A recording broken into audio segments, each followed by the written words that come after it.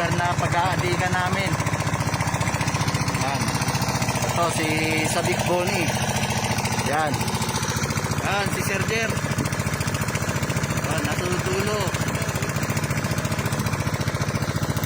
Ito siyempre ako. Yan. Marami kami mag-a-addict ngayon.